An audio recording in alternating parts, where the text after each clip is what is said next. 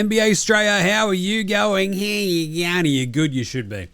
Why is that, Jim? TGIF, am I right? I'll tell you what, I would hate to be a tin in about an hour and a half. You're going to get deleted. And also, basketball, bye-bye to Denver and Atlanta. What a world.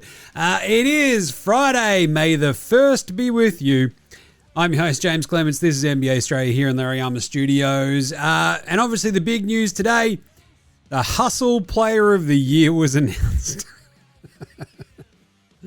Now, we had the 3-game Sixers, each one more chaotic than the next. Boston Phillies going to Game 7, baby! We've got an all-time Knickerbockers beatdown on the Hawks. And Minnesota knock out the Nuggets without anybody playing. No Ayo, no Ant-Man, no Dante, no problems. Amazing stuff. So we're going to wrap those up in the game wraps. We've got That's Not a Knife, Old Mate, No Mate, Spud of the Night, Better than Lonzo, Ball. It is Friday, so we'll do Dickhead of the Week. No prizes for guessing who that is this week, actually. We've got some the Unpopular Opinion of the Day in Outback Takehouse, where we're serving up a fine grilled take. And I guess we're doing Andrew Gay's Grey Mamba Award. But with Atlanta going out, we're getting very thin on the ground when it comes to the Aussies.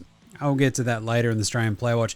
But we're also going to set up Saturday and Sunday's NBA games for you because they are some absolute Barry Crocker shockers. Like, the fact that we're getting these games makes me very, very happy. So we'll set that up for you at the end of the show. So without further ado, let's get into it. Episode 1394 of NBA Straya.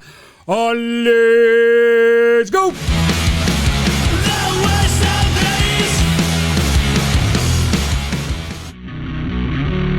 This is Josh Giddey. G'day, this is Andrew Gaze. This is Jack White. This is Joe Ingles. This is Dyson Daniels. This is Chris Anstey. This is Matthew Delvedova. This is Shane Hill. You're listening to NBA Australia. And you're listening to NBA Australia. And you're listening to NBA Straya. And you're listening to NBA Straya. And you're listening to NBA Straya. You're listening to NBA Australia. And you're listening and watching NBA Straya. This is NBA Australia. Let's do it.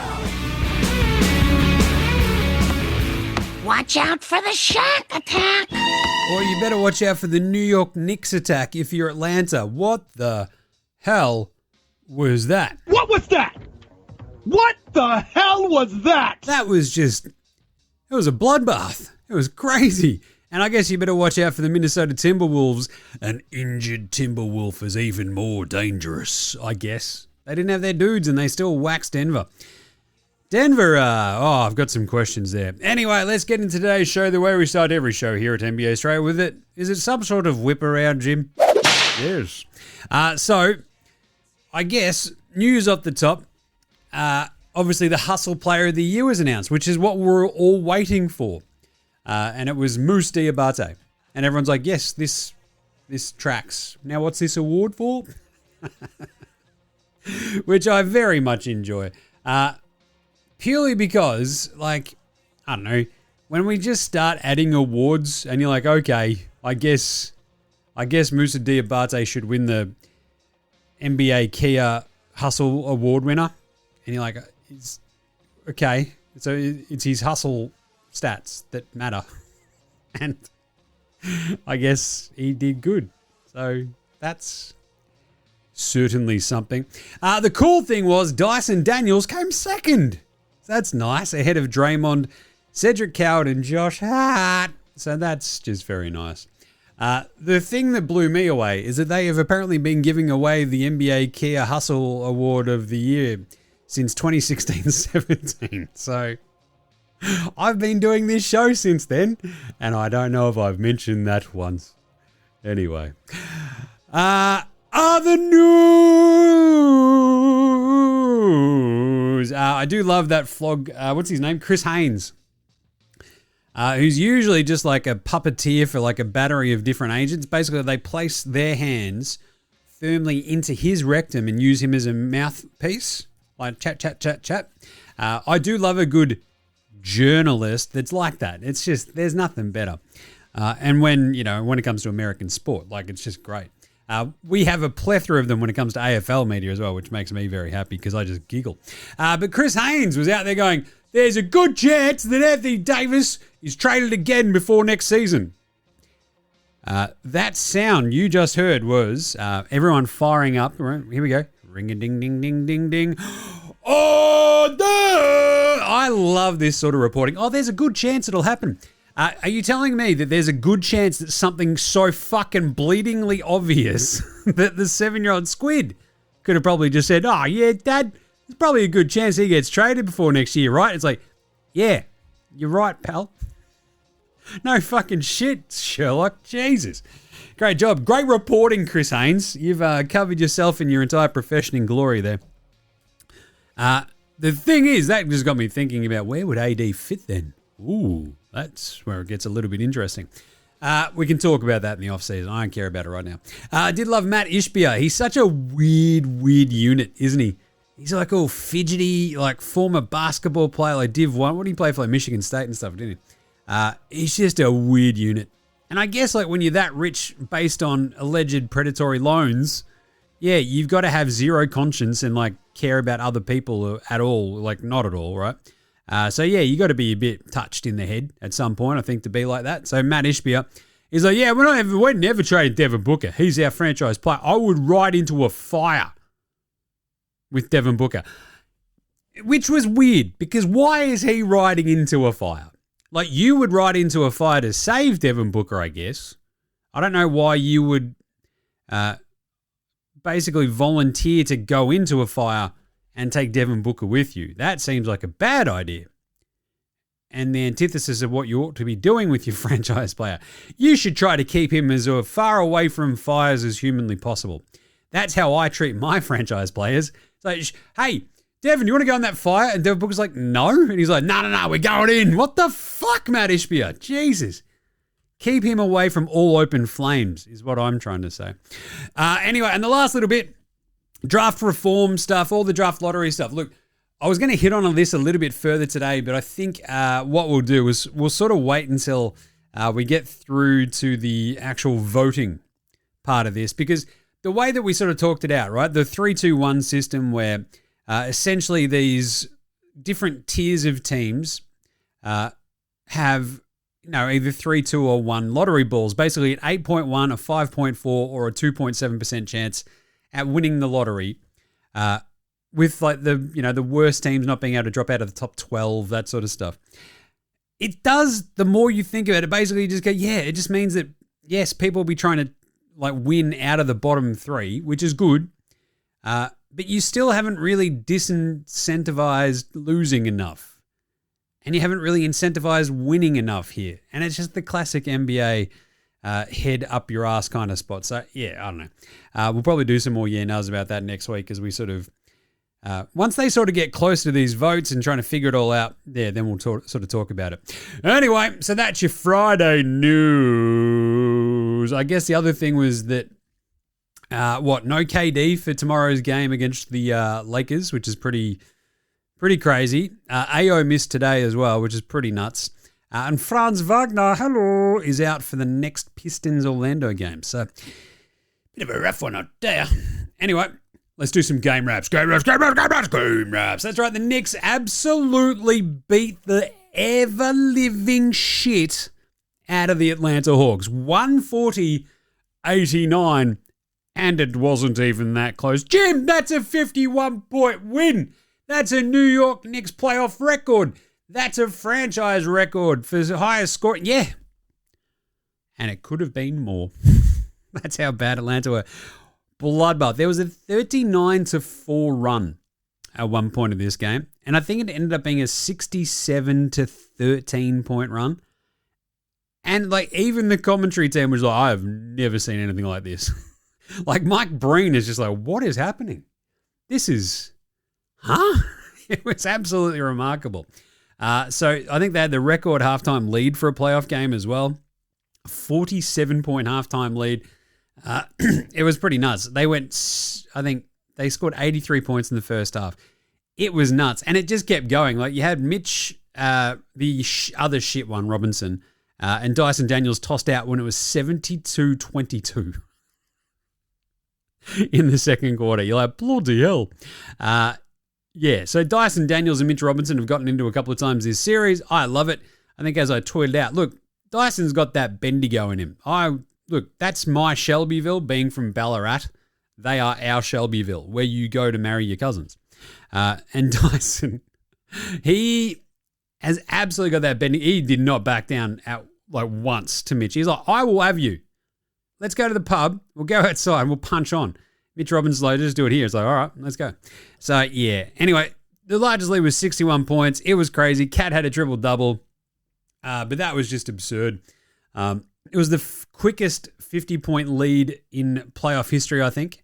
And I think it was quicker than a 40-point lead that anyone had ever gotten in playoff history. So, yeah, it's not bad. I think at one point in the first half, you had OG outscoring the Hawks by himself. So that was pretty good. But basically, like, that's it. What else do you want to talk about? OG was absolutely incredible. He was hitting all the shots out of the gate. 21, 8, and 6 for Jalen Johnson, but no one else did shit. CJ McCollum. And this is the thing I've been yelling about all this series, right? Is the defensive job that Bridges and OG have done on the Hawks and their perimeter scorers like Nicky Alexander-Walker, Jalen Johnson, and then essentially CJ McCollum when they went, all right, let's just change this up a little bit. We'll move Brunson away from this and see what they can do, and they could do absolutely nothing. So, yeah, Kuminga had a nice little hint of a moment there, but that was it. Pack her up, boys.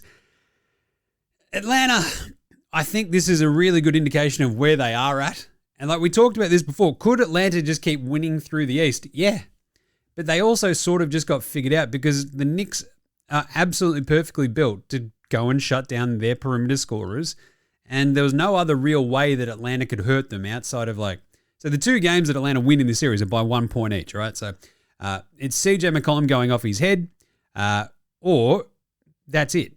There's no backup plan.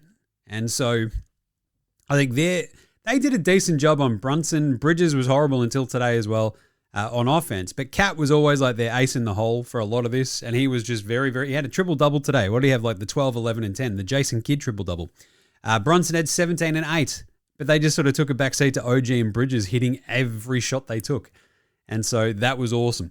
But this is why the Knicks feel like, and like they always felt this entire season, despite all the drama, despite all the bullshit, that they would have a really good crack against anybody, because when you can shut down the perimeter as well as they can, even if you've got Brunson as a bit of a weak link, Cat as a bit of a weak link, you've still got Mitch, you've still got Jose Alvarado, you've still got long wings who you can bring in off the bench and just... if something's not working, there are little bits and bobs that you can do around the edges. And you're like, oh, this is okay. And so, yeah, the 4 games that they win, they absolutely obliterate Atlanta. And the 2 games they lose are quite literally by the lowest possible margin you can have. So I think that's it's a pretty lopsided 6-game series, if you know what I mean. So good job, Knicks. They're through to the semifinals. And the funniest thing is they don't know who they're going to be playing yet. Wop, wop, wop, because Boston lose in Philly. Oh, this is, I don't know what I'm going to do with myself. I just don't know. I just don't know what to do with myself. So I did the show the other day after beers with Chris in the day. Like, we're watching these games and we watched the end of Boston Philly, and you're like, this is just stunning. Right, Embiid changes the entire complexion of the Philly lineup. Didn't expect it to be as well, change it for the, betterment as much as it did, but it did. And then it happened again. And now all the sheer pants-shitting nervousness of the Boston Celtics fans who have spent this entire year going, no, we're fucking fine. Now Derek White can't hit a shot. Now Peyton Pritchard and his bench mob can't hit a shot. Now Jason Tatum is sort of looking a little bit lost again, and you're like, hang on a minute, we don't have any other good players. Right? It's all well and good to paper over the cracks with overperforming role players, and then it turns into nut crunch time. And if they don't fucking show up, guess what? Paul George is over there, and he's very good still. It's also handy that he got a 25 fucking game holiday during the season for reasons. Yeah, not bad. So... this game was nuts. Philly become the 37th team, I think, to force a game 3 after being down 3-1. I still tend to think Boston win this series. This is why you have home court advantage. You get to play the game 7 on your home court. You feel good about this. But this game for Philly, for me, was all the defense. It was a bit of the Paul George offense, the Embiid offense, and Maxey just fucking carving them up like they're just like Sunday roast. But wow, the Celtics could not manufacture stops, and then at the end, they couldn't manufacture buckets, and Philly just ran away with it. And Boston could never really drag it back in. And Joey Muzz is like, oh, bros, I've taken like a little bit of a break from watching the town fucking 24/7, 7 days a week, right? What I've done is I've decided to actually play my bench dudes, and I'm actually going to sit my starters. And you're like, wait a minute, you're doing it this... This is what you were meant to do at other points, but now you've leaned on the bench dudes too hard, and they've lost the game. And now you don't put your starters back. Oh, geez, Joey Muzz. And these are the cool things about Joey Muzz where you're like, oh, hang on. More cracks that we're seeing here. Anyway, Boston probably still win Game 7, but holy crap, the way that Philly were able to dictate the pace and sort of get a little bit, like just ride that sheer emotion of that feral Philly crowd. I love Philly. They're fucking nuts. They're throwing batteries at Santa. Like, it's just a full vibe. Scum, but certainly a vibe. I love the Sixers. But this was crazy. Like, the C's leave the bench mob in to try and like, get them back into it. They sort of hang with them, and then it sort of just starts getting away from it, and then it's just gone. Embiid carved it up. He's just like, you know what? I'm a little bit better than Luka Garza, and I'm a little bit better than Vooch. I'm even a little bit better than Namus Cater. And you're like, oh, yeah. So this hobbled together sort of roster that the Celtics have got that's, done very, very well throughout the regular season by just fucking trying harder than everybody. Guess what happens in the playoffs? Everyone's fucking trying hard. So suddenly that lack of top-end class, if Derek White just keeps shitting down his pants leg, it becomes a bit of a gulf when they've got, 3 of the 4 best players in the series. So Tatum's been good. Brown just hasn't been good. And I feel like Brown has just been completely fucking thrown for a loop at this point with the Tatum insertion back into everything. And it's like, who could have seen this coming except for fucking everybody? So yeah, this was a great win by Philly. I fucking loved it. I was cackling with delight on my couch watching this one, just going, I can't believe this is fucking happening. This is great. All I ever want is Game 7s. Game 7, baby! And especially when it's a Celtics fandom that has built this sort of weird mythology around Jaylen Brown and Jason Tatum. They win the one title. They've only been to one of the finals. And you'd somehow think that they were like, I don't know, the fucking Pippen MJ of the 2020s. And it's just not quite true. So, yeah, it's a bit of a fucking hilarious problem for Celtics fans. And hey, Celtics fans, they understand this as well. That's the best part. The Celtics fans are all just going, Jim, we knew this was coming. Every Celtics fan in my life was like, this is exactly what I thought might happen at some point, and it's happening at the worst time. So, yeah, they understand it. Sixers fans are just fucking giddy. Embiid's like, man, I'm so fucking sick of losing to these bastards. And I'm like, that's awesome. Because you're probably going to get smashed in the second round, but holy crap. If they could somehow win Game 7, look out. But it was kind of weird. This is a strange game because they weren't hitting their threes. Well, they were hitting their threes, and then the threes dried up, and guess what happens then? That's right, Boston lose. So they end up going, 12 of 41 in the end from downtown. 17-11 for Tatum. Brown had 18 points, 5 turnovers on 7 of 17 shooting. Derek White can't fucking buy a bucket. 11 points on 3 of 8. 14 points on 16 shots from Pritch. Better have my money. He went 1 of 8 from 3. And that's it. Sam Hauser has found money usually. But if he's not hitting shots, you've found fucking nothing. Cater. If he's not the backbone of your defense and you realize that Joel Embiid is a fucking 7'2" French Cameroonian US citizen who's about 4 times the size of Cater, and you're like, oh, that could be a problem. And then Garza's like, oh, geez, I look like Lurch and he's going to fucking eat me. So, yeah, Celtics got some problems. Sixers 11 of 33 from downtown, but PEDP was awesome. Yeah, 23, 4 and 3, 5 and 9 from deep. Maxey goes for 30. He shoots 11 to 22. He was great. And this is the problem when you can't throw, with Derek White's defense sort of just getting a little bit sideways as much as his offense, you're like, Maxey's having a fucking field day all of a sudden. And then you got Embiid in the middle. He had a 19, 10 and 8. Did what he fucking wanted. The only thing is, he's just like, oh, let me shoot another three. And you're like, don't do that, you idiot. He went 1 of 5 from deep. But anyway, Oubre was the fun one for me in this one. His defense was fucking fantastic. Didn't matter who was like trying to have a crack at. He was just like always causing all sorts of havoc. And they were just fan-bloody-tastic. So 13 turnovers, I think it was, for the Celtics. Let me just check me numbers. But it was absolutely crazy, like when that actually happened. So I think I should actually check those numbers, shouldn't I? Because it was like, it felt like they kept giving up the ball. And yeah, 13 turnovers. They had 7 steals. So did the Sixers, but they out-rebounded them.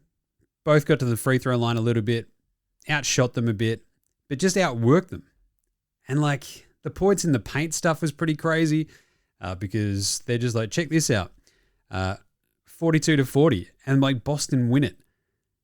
The points conceded off turnovers though, 17-14, and you're like, oh, this is just like sheer defensive execution by the Sixers.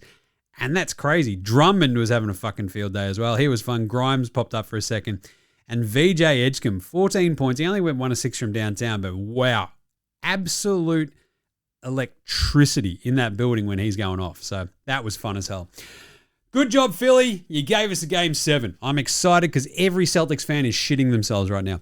And then finally, bye-bye, Denver. Bye-bye. See ya. 98-112. They didn't score a field goal for about the last 27 minutes of this game. All numbers approximate, of course. But it was the Denver train wreck offense down the stretch didn't help them much. This game was crazy. The Wolves got out okay. They don't have AO. They don't have Ant-Man, a.k.a. Dadman. They don't have Lonzo. And like Denver should have been out there looking for the kill shot, and the Wolves stuck with them, took the lead, looked really good, and you're like, huh, I don't know what Denver's doing here. Right? Jamal Murray could not buy a fucking bucket. Cam Johnson was actually hitting shots. And if Cam Johnson is hitting shots, you need to be winning this game. The problem is, without Aaron Gordon, Denver's fucked. Like, I guess Peyton Watson as well. Like, those two sort of like the crazy athletic dudes that can sort of hang with Jaden McDaniels and co. There is in no world that the Denver Nuggets should be getting carved up by Terrence Shannon Jr., but that's exactly what happened. He had zero fear, did Terrence Shannon Jr., and he fucked him up. I think, as I said, he was just like looking at Jamal Murray like, oh, I look at a Friday froth. It's just like, going to crack that open, get it deleted. It was absolutely fucking wild. So let's have a look at that fourth quarter for the Nugs and just how abysmal it got. Because I think if you look at the actual made field goals, they had a bunch of free throws sort of making it. I think, yeah, Cam Johnson hit a 3 with 5 minutes to go. And I'm pretty sure that might have been their last made field goal for the rest of the game. Because it was free throws, and free throws. That's literally it. So they made 0 field goals for the last 5 minutes of a closeout game. I don't know what to tell you there, Denver fans. That is not great. It's not great at all. Pretty funny. But oh, Lord. I tell you what, this is the thing. It feels like Jokic, he's playing like the entire second half. He just runs out of gas, battling with Gobert all the time. There's a fight in this one as well. But it was like they were still there. It was 57-50 at the half. Denver are down. Wild run from the Wolves. They get up. They stay up. 17-8 run to finish out the second quarter. Denver go on a run. They tie it up as well. But they could never like get the ascendancy. And then Minnesota sort of claw it back. They're back up 6 after some free throws. A few threes early in the fourth, and then suddenly Minnie's still, oh God, what are we doing? And then they get back up 6 with like 9:47 to go. And that's where that weird Jokic shove fight happens with Jalen Clark and like Naz Reid comes in flying out. Don't know how Naz Reid didn't get tossed for escalating it, but whatever. After all that, it's like a 1-point game. Because they get a 1 free throw there. They hit 2 more buckets. And it's 8 minutes to go. It's a 1-point game still after they trade some buckets. And then it all just goes to shit. Naz Reid hits a 3. Terrence Shannon hits a 3. It's a 96-88 lead. 4.5 minutes to go. that's, as I said, that Cam Johnson three is the last one to go when there's like 5 minutes left in the game. Murray has a three that goes in and out. Jones has an open three where it's still a 3-point game after a Minnesota turnover with 3.5 minutes left. He misses the open three, Spencer Jones. And you're like, fuck, and that one hurts. Randall hits a big bucket. They go back up 5. And that's kind of it. Like, there was a big moment when Murray hits a couple of free throws. It stops the clock. It's 2 free points. They'd missed 5 of the last 6 shots, and then they didn't hit any more. It was like 100-97. Then Terrence Shannon just eats up. He shreds Jamal. Shreds him. And 1, boom. 6-point game, 1.5 minutes to go. Cam Johnson hits 1 or 2 at the free throw line. McDaniels goes, brap, brap, brap, sizes up Jamal Murray, and then steals the ball, and the game's over. And, like, that's it. See you, Denver. That's another year just fucking wasted out of Jokic's prime. Because Aaron Gordon got hurt again. Because Aaron Gordon always gets hurt. It sucks, but that's what happens. And if you can't sort of build around them with, like, reliable players who can actually help defend the rim and play some actual fucking perimeter defense, guess what? You're going to get carved up by a fucking decimated Wolves team. So Jokic still ends up with 28, 9, and 10, 4 turnovers, 1 of 5 from deep. They were happy to let him shoot those. 27 for Cam Johnson, 5 of 10 from 3, but of course misses a couple of big ones late. Classic. Spencer Jones hits 2 threes. Absolute fuck all. Tim Hardaway, the lesser, had 13. But again, defensively is a bit suspect. He's better than Jamal Murray, but yeah, it's just still not great. And Jamal Murray, 12 points on 4 of 17 shooting.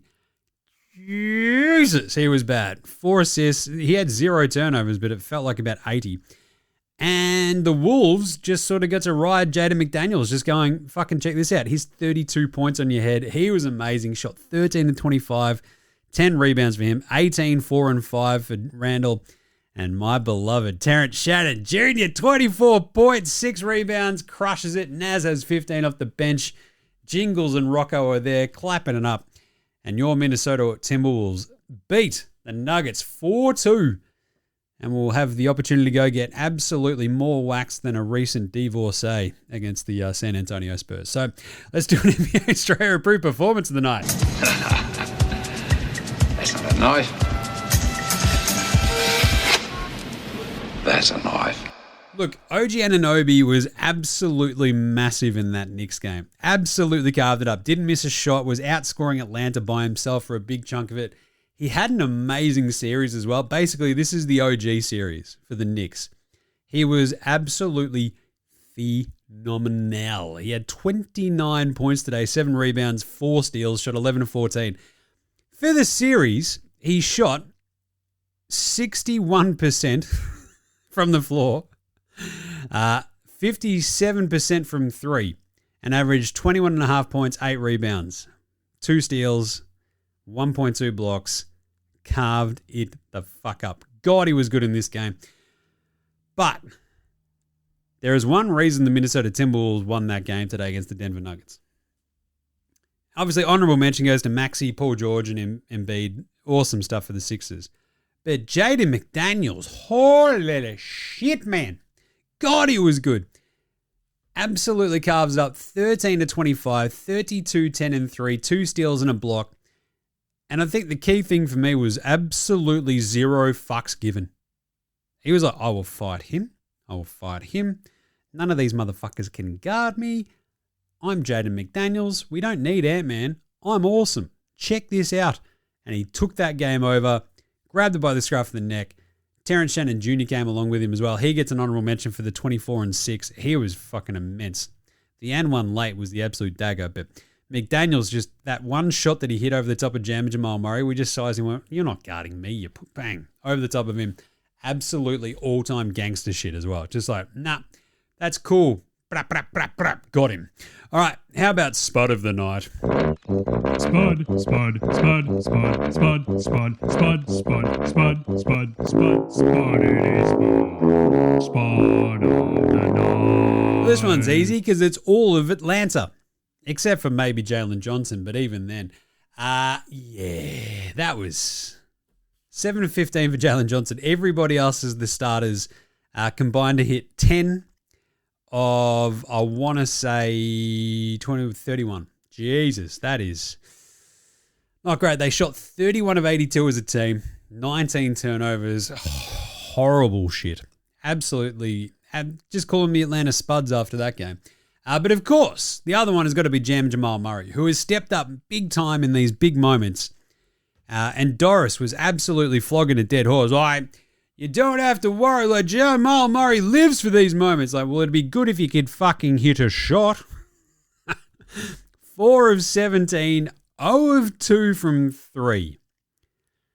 There were so many weird, like, I'm going to get to my spot and hit this long-range jumper. It's like, what are you doing, Jamal? Jesus, 4 of 4 at the line. But that was just unbelievable. A minus 18. A team worst minus 18 as well in 40 minutes. Which I do love because there's 43 minutes that Jokic played and he was only a minus 9. So those other 3 minutes, oh, jeez, it was disastrous. But yes, Jamal Murray, that was, how you say? Not good. He'll be right, though. We've all seen the video. Old mate, no mates. Old mate, no mates. Old mate, no mates. Old mate, no mates. Old mate, no mates. Old mate, no mates. Oh, who's got no mates today? My favourite one might be the Boston fans. So Celtics fans chanting mockingly, "We want Boston," after they go up 3-1. It's like, see, remember when Philly were chanting "We want Boston" at the end of their play-in series? Well, they got Boston, and now we're beating their heads in. So as soon as Boston started mocking the Sixers with their own "We want Boston" chants, Philly have now evened the series at 3-3. Yeah, that's a bit of a old mate, no mates moment. I loved it. Jalen Johnson as well is going to be like, dudes, fucking at least I tried. Jokic, he's going to be like, where the fuck were you today, Jamal? Get some mates, Jokic. And I swear, this is the thing. Jokic just needs that one big, the Aaron Gordon clone, big, tall sort of power forward who can do a bit of rim protection because Jokic's paint defense was, yeah. Don't ever let anyone do the, look, hey, Jokic's defense is underrated. He's a pretty good team. Nah, he was fucking shit all series. They had zero fear about going to the guts of it when Aaron Gordon wasn't there especially. So, yeah, not great. Pantsing of the night. That would be all of Atlanta because they lost by 51. That's, I don't know what to tell you. It's the ultimate pantsing. It's a closeout game and you went 1-2-3 Cancun. Yeah. Also, Terrence Shannon Jr. had a sick dunk over he went straight around Hardaway and then over the top of Jokic. That was pretty good. Rudy also blocked the bejesus out of a Jokic shot. But yeah, Atlanta, that's just a collective pantsing of your city, your franchise, your state of mind. It's just all fucked now. Fully pantsed. Better than Lonzo Ball, Ben Simmons, and Bronny James. Lonzo was the best player in high school. He was the best player in college. You think he'll get to the pros and be like, I made it to the pros, now I can be average. He's coming for everybody. Coming for everybody. I love VJ Edgecombe. Because, as I said, that electricity in the building when he does shit, those Sixers fans fucking love him. And he is just so ready for that moment sometimes. You're like, ooh. So that's like a backs against the wall, down 3-2 at home win. VJ goes for 14 points on 5-11 shooting. He missed just basically all of his threes. He was 1 of 6 from downtown, but he had 8 rebounds, 3 assists, 0 turnovers, and is awesome as the fourth sort of banana, right? When you've got Embiid, Maxey, and Paul George, VJ just filled the gaps perfectly. He and Oubre, it was ideal. The thing is, and I guess this is a bit of the game preview vibe, it just gets a little bit janky, right? When you're trying to sort of project what'll happen in Game 7 because will the rookie rock up? We've already seen Oubre have a game where he hits exactly 0 shots. So Boston probably still have a pretty good crack at winning this Game 7, but still, there you go. What about everyone's favourite? It is Friday. We do a bit of a magic tweet of the week. I have to apologise to the Philadelphia 76ers for thinking the series, capital S, was over after Game 4. Tonight, the Sixers beat the Celtics and were led by the dominant inside play of Joel Embiid. He had 33 points and 8 assists. He had plenty of help from Tyrese Maxey's 25 points, Paul George's 16 points and Quentin Grimes' 18 points off the bench, which included 4 threes. Grimes also played solid on the defensive end, which helped the Sixers beat the Celtics 113-97. My hat goes off to 76ers coach Nick Nurse, who had an awesome game plan and had his team believing that they could beat the Celtics on the road in Boston. Thanks, Magic. Love it. All right, and finally, it's Friday. Dickhead of the Week! It's Mitch Robinson. Come on, don't try. Look, you're fucking huge, mate. So first off, settle the fuck down. You're the big fella here. Stop picking on the little fella. It's weird. It's what I have to... Look, it's actually the opposite of what I have to tell the squids, because the 3-year-old just keeps bashing the 7-year-old. He's just like... Basically, he lives by my credo, which is that the human body craves contact. He's like, let's play teddy bear. The teddy bear is the 7-year-old, and that means crash tackling the fuck out of him. Just like, boosh. You're like, Jesus. That's what Mitch Robinson kept trying to do to Dyson Daniels, and I love that Dyson was having absolutely zero fucking bar of it. He was like, come on, man. Come on. Let's go to the fucking Park Hotel in Bendigo and sort this out, dickhead.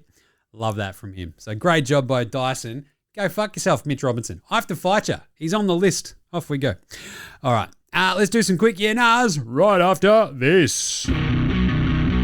This is Cam Glidden. This is Anthony Drimmick. This is Mitch McCarron. This is Jason Kadee. This is Darryl McDonald. Hey guys, this is Hugh Greenwood. Yo, what's going on? This is Illy. This is Mark Worthington, or commonly known as Wortho, and you're listening to NBA Straya. You're listening to NBA Straya. And you're listening to NBA Straya. And you're listening to NBA and you're Straya. listening to NBA Straya. And you're listening to NBA Straya. And you're listening to NBA Straya. You're listening to NBA Straya.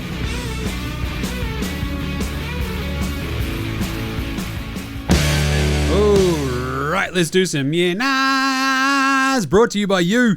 That's right, help support the show. buymeacoffee.com/NBA Straya. That basically is our Patreon, right? So if you sign up, you join the Dead Set Legends Club, you get exclusive content. It's very cool and it helps support the show. buymeacoffee.com/NBA Straya. Right, yeah-nahs, hold up. Can Philly actually win this series against Boston? Yes, of course they can. Holy shit. So we hit on this the other day. Can they? Yes. Will they? Probably not. They can still win this series. Obviously, it's one game. You just need to go out and beat Boston in Boston. They've already done that. So, the big question simply becomes, will the other guys come along for the ride? Will Embiid have a good game? Can PEDP, not exactly known as the world's greatest playoff performer when it comes to the really nut crunch situations, will PEDP step up? Will Maxey be able to do what he can do? You feel like the championship nous of the Boston Celtics probably comes to the fore. But holy crap, the way the Sixers were playing so well together and defensively, it was just awesome. Yeah, they can. They can win that series. They can win that game. And it's going to be very, very interesting. I don't know what the odds are yet, so we'll do that when we get to the end of the show. But not bad. Next up.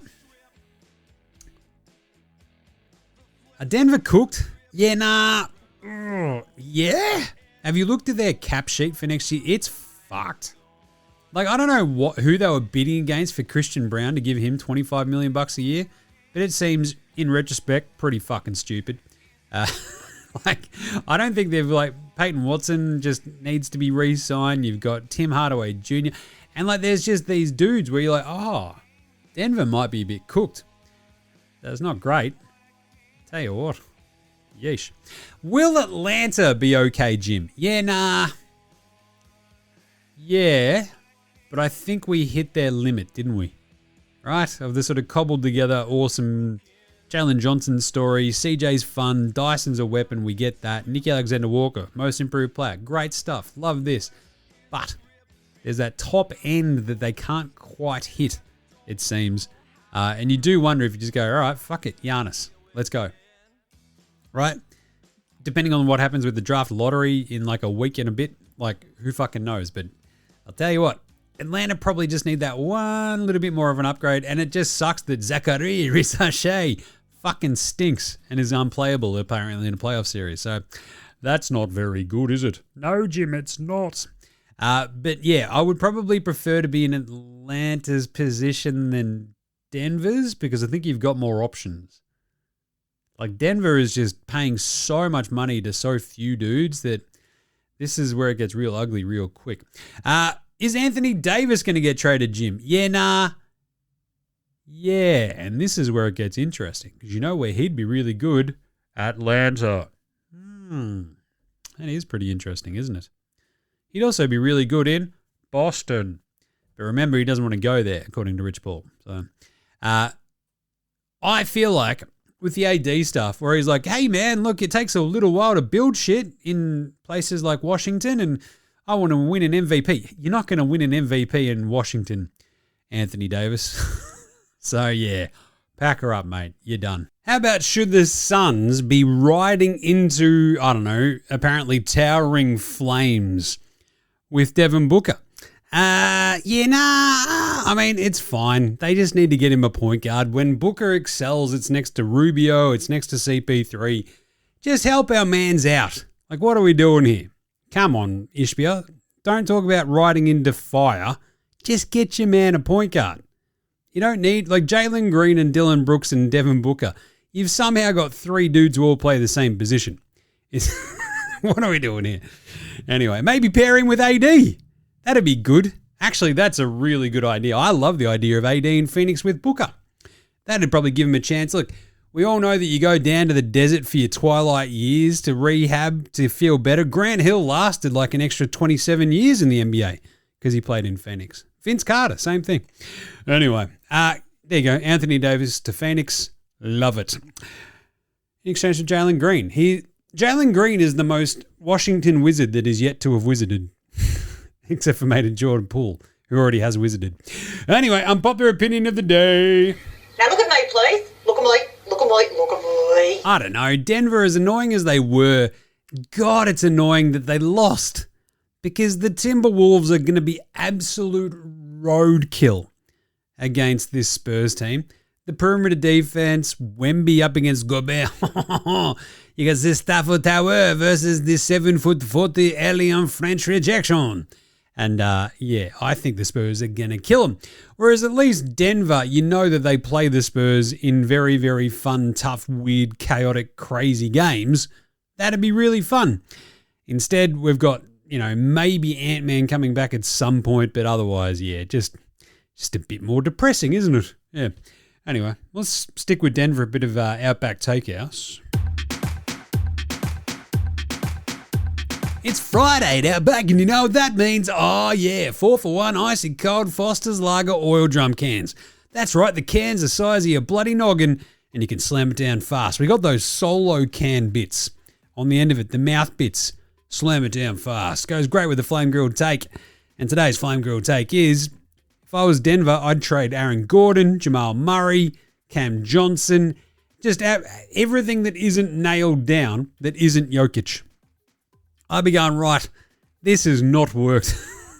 Like, Jamal had his healthiest season ever, and he just sucked. It's like last time this happened, you had at least enough depth around you to make the finals and win them, but jeez. I'll tell you what, you can't trust Aaron Air Gordon. Love him, but he's just never healthy. Cam Johnson is just, I don't know what the opposite of having that dog in you is, but he's got like that cat in him. So, yeah. And then the flip side, I mean, look at the Wolves. They just lean on a Terrence Shannon Jr. and he shreds them. Jaden McDaniels just goes, today I will be the best player on the floor with a 3-4-time Defensive Player of the Year and a 2-3-time MVP. What are we doing here, right? So I'm just saying, trade them all, rebuild around Jokic as quickly and as best you can with some young, decent talent. You can't do it, but yeah, anyway. Australian Player Watch.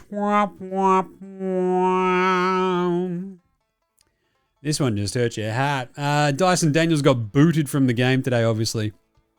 Getting into the fight with Mitch Robinson. He'd gone 1 of 3 from 3. That was kind of nice. He had 2 turnovers and a steal. 1 of 4 overall for 3 points. A minus 36 in 15 minutes for Dice. Yeah. Yeah, it was that kind of game. Jeez. So that only leaves us with Matty T obviously being out as well. it leaves us with 2 remaining active Aussies in the playoffs at the moment. That is our man Tyrese Proctor, the proctologist, the doctor. And, he's copping DMPs for the Cavs, but that's all right. And obviously Jingling Joe Ingles, who's out there copping a few DNP CDs as well. But, hey, they're still there. That's all that matters. Nice. All right, how about a bit of an NBA Straya? Do you want to do a Luke Longley Memorial Role Player of the Week award? Because I do. It's my show. I mean, the Andrew Gaze Great MAMBA Award for Outstanding Achievement in the Field of Excellence is pretty easy. It's just what the Knicks did to Atlanta, right? Like, holy Andrew Gaze Great MAMBA. Outstanding achievement here. Excellent. And he set an NBA playoff record for a lead at a half. That's pretty bloody good, right? 47 points at the half is silly. The 51-point final margin is the largest playoff win in the history of the Knicks, so that's pretty good. I think, the previous halftime record was 41, and they're up by 47. Just, that's crazy. So, that's pretty brutal, and, off you go. They smashed him. They absolutely smashed him. That's a lot of excellence. Like, OG just basically not missing shots was pretty awesome. He nearly outscored the Hawks by himself in the first half. It's insane. He was so bloody good. And anyway, there you go. Luke Longley Memorial Award, though. Role Player of the Week. It's Kelly Oubre. Because I feel like he still does some Kelly Oubre shit, right? Today he played 39 minutes. He had 14 points, 6 of 11, 9 rebounds, 1 assist, 3 turnovers, but he had 2 steals and 2 blocks. And this is what caught my eye earlier, he was a team leading plus 23. Right? In a game that they won by 13 points, he played 39 minutes. It was a plus 23 while he was out there. Those remaining 9 minutes that he didn't play, it's like, geez, got a bit hairy there for a minute. But it's interesting because I feel like Kelly Oubre giveth, Kelly Oubre taketh away, usually. But that's sort of like what you almost need in a role play. Like Terrence Shannon Jr. was the other one I thought about for this, but he's much more of a sort of pop up and just go whoopang out of nowhere kind of dude. So we'll give this to Kelly Oubre, who I sort of hit on this earlier, had a game in this series where he hit exactly 0 shots, which isn't very good. They lost that game. But otherwise, he's gone 10-7, 12-5, 17-6, 2-4, 4-6 in the last game. But his defense in that game where they beat Boston in game 5 was awesome. And he did the same thing in game 6. Because I think the flip side is when you got Boston, who have got the likes of Jordan Walsh as a defensive stopper that can't literally hit even the side of the backboard. And Kelly Oubre is dropping in 14 points in a big win. It makes a big difference. And those are the sorts of guys where you're like, ooh, hang on, what do we got here? Derrick Jones Jr. is very similar in that vein. But as long as he's playing solid defense, God, it makes a difference. So well done, Kelly Oubre. Didn't know if you had it in you. Probably still don't, but we'll find out in Game 7. Speaking of which, let's do some game previews for the weekend. And before we do that, we'll do the Paddy Mills Game Day Baller Game Day Twitter check-in.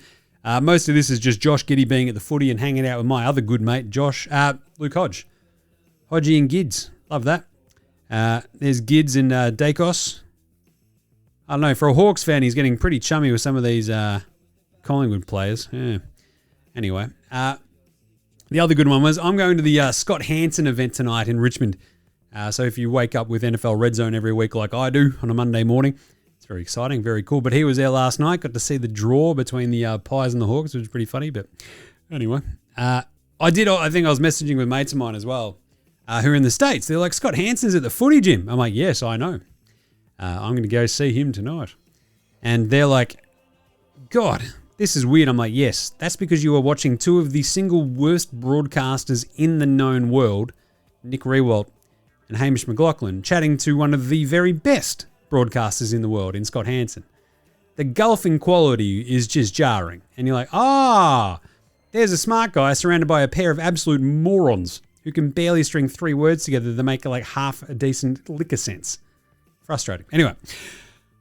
Still, let's do some previews. Game previews. Thanks, Inadvertent Bane. Not a problem, Jim. How's it all going? Very well. I'm going to this Scott Hansen thing tonight, and then I've got to go to see Super Heaven tonight and tomorrow night. I love Super Heaven.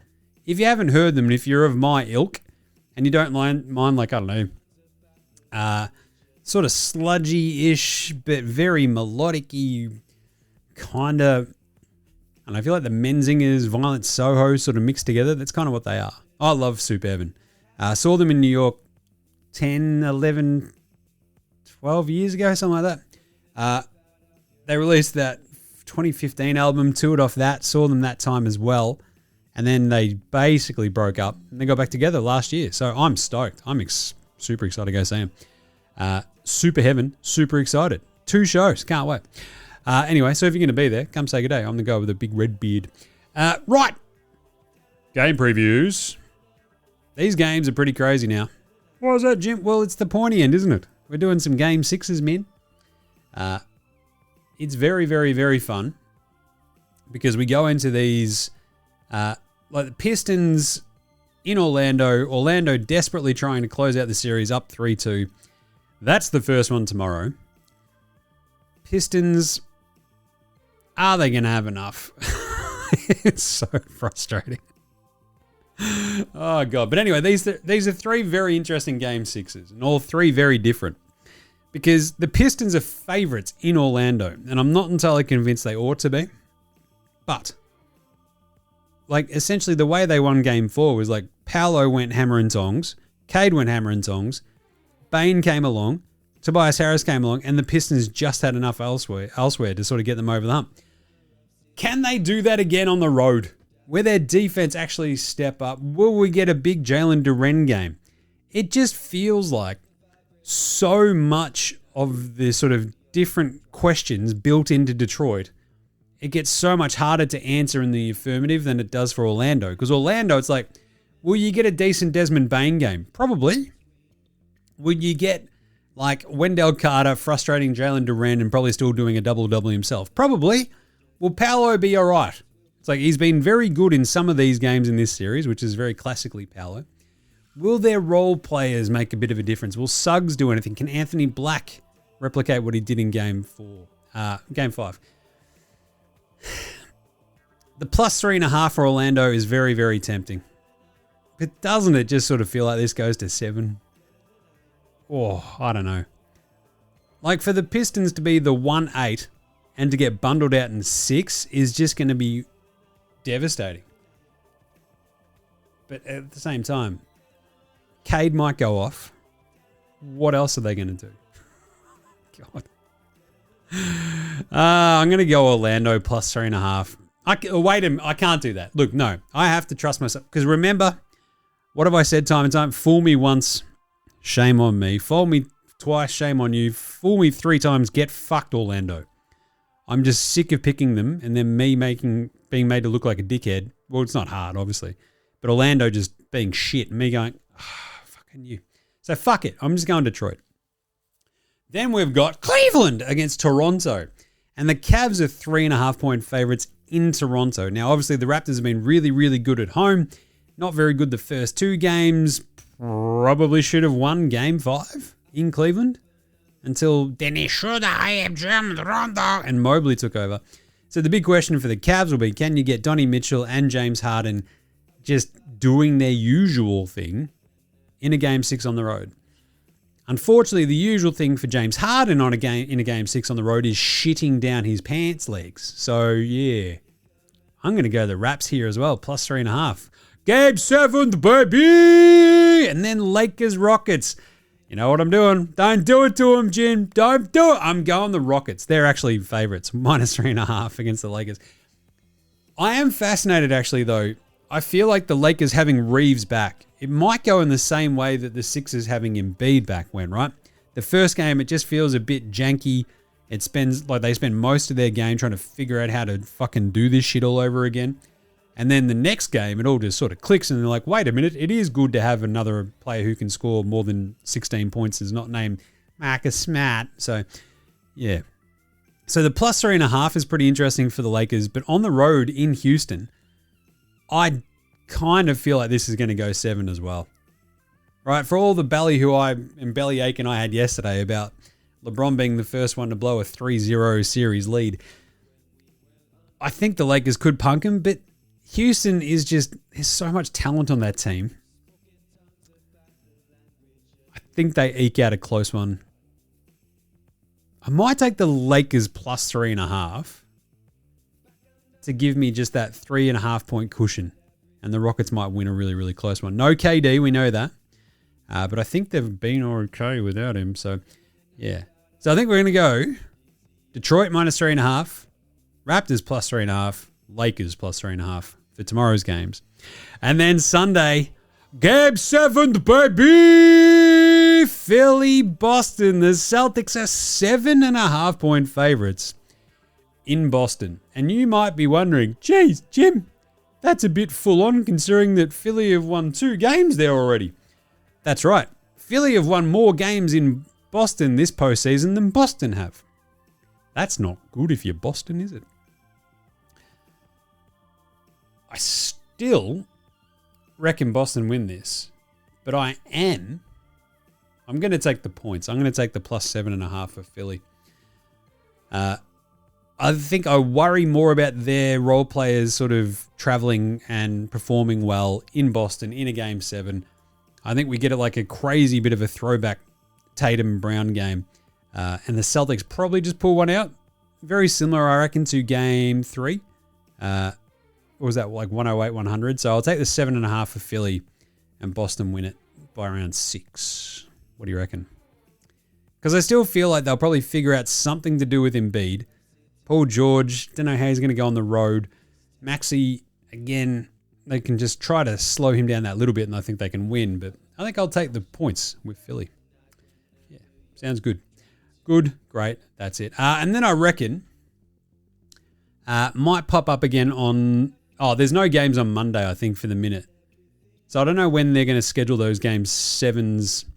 I think they might pop up on the Monday. So if we get some Game 7s out of Detroit, Orlando, Cleveland, Toronto, Lakers, Rockets, we might pop back up on Sunday night to set you up for those. Sound good? Good, great.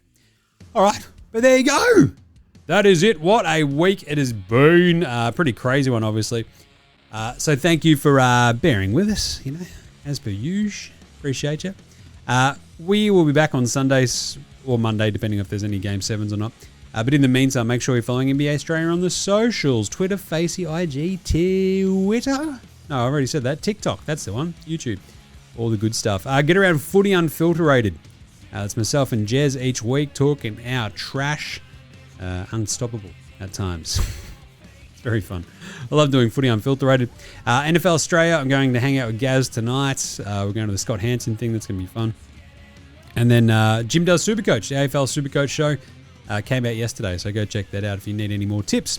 Rate, review, star, subscribe, all of those shows on your podcast app over on YouTube. Jump in the comments, say g'day, subscribe, follow, all that good stuff. You know what to do. It's 2026.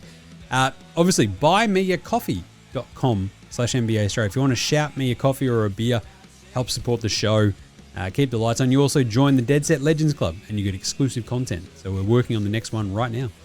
Big thanks always go to From Oslo for the intro and outro song. They rule. So to House Hats, Josh De Laurentiis, Fascinator, Goldmine, what am I saying? Jeez, had a stroke halfway through there. Joshua De Laurentiis, Fascinator, Goldmines, Ramshackle who are playing Scarfighter 2 at the Bendigo Hotel, May 9 in Collingwood. I'll be there early and late. I've got Deftones in the middle, so that'll be good. Go check him out. iOS section, Green, and Dozers. They're behind all the tunes you hear on the show, so smash them all on your music streaming platform of choice. NBA Straya supports Australian bands, so should you. That's it. We'll throw a Cooking with Bainesy on the back end of the audio one for you, and we will catch you probably on Sunday night, you dickheads. This is NBA Straya saying, look after yourselves, would you? And later, hosen.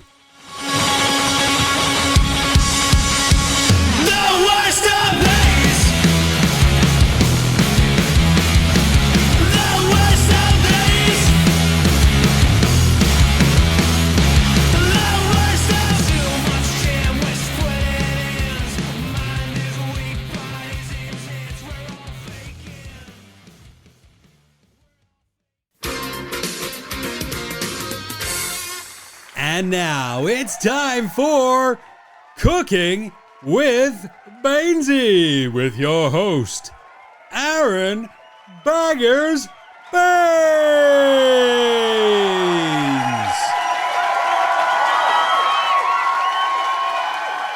All right. G'day. Settle down. It's been a while. We're back here with a brand new season of Cooking with Bainesy, where I, Aaron Bangers Bainesy Baines, cook you up a bloody... Oh, look at that. There's Cheryl. Oh, I've missed Cheryl. G'day, Cheryl. Oh, yeah, just settle down now, love. All right. Now, look, we've taken a bit of time off from Cooking with Bainesy, but we are back with a vengeance. And how is that gonna manifest? We are gonna deliver to you today my easy recipe for the best bloody cupcake you will ever eat in your bloody life. It's simple as that, I'm just saying. So strap in, get your aprons on, get all your mixing stuff out, and let's bloody do it. What you're going to need is you're going to need some butter. You're going to need some chocolate, the cooking chocolate. You're going to need some cocoa powder. You're going to need a half cup of milk, a little bit of veggie oil. That's the little secret one. You need a couple of eggs, some vanilla extract, and a little bit of white vinegar. So we're going to chuck them all. We're going to basically preheat your oven. Then what we're going to do is you're going to put 12 of your little cupcake liners into a cupcake tin. Then you put the butter and the chocolate in a big bowl. You microwave that for a second. And then you do it again for another 30 seconds until it's all melted and smooth. And just make sure it's all nice and melty. You chuck in the cocoa powder. You chuck in the... mix it up. And then you chuck in the milk and your oil and your eggs and your vanilla and your vinegar. And then you whisk it. You whisk her up. Look at this. Oh, look. Oh, I better have a taste. Oh, it's bloody good. Chuck in your flour. Oh, there you go. Oh, that's bloody good. Oh, make sure there's no lumps in that. Then you put her all in the cupcake liners. Yep, there you go. Tippity top. That's a beauty. There you go. Oh, a bit of sport. Bit spilled out, but eat that one up. Boom. I can, I just use a ladle for this one sometimes. Sometimes you can just use a spatula, all that sort of good gear. Just fill them up to about 3/4 because they're going to expand, aren't they? Yeah. Just like me after a few tins and a bit of brisket. But anyway, you bake them for about 18, 20 minutes. Don't forget to crack a tin. Oh, there you go. Bang, and you use a little skewer just to check if they're cooked and done. And then chuck them out. And Bob is your bloody uncle. You can do some frosting on the top as well if you want. All you need for that is some cocoa powder, some butter, some icing sugar, and a bit of milk. Whisk all that together. And then bang, chuck that on top and let her cool down and she will be bloody good. And there you go. Those are some of the single best bloody chocolate cupcakes you will have in your bloody life. That's right. The NBA, the NBL, I can tell you, it's no cupcake league unless you make the bloody cupcakes yourself, you legends. There you go. So that's all I got time for today. Until next time, this has been Cooking with Bainesy.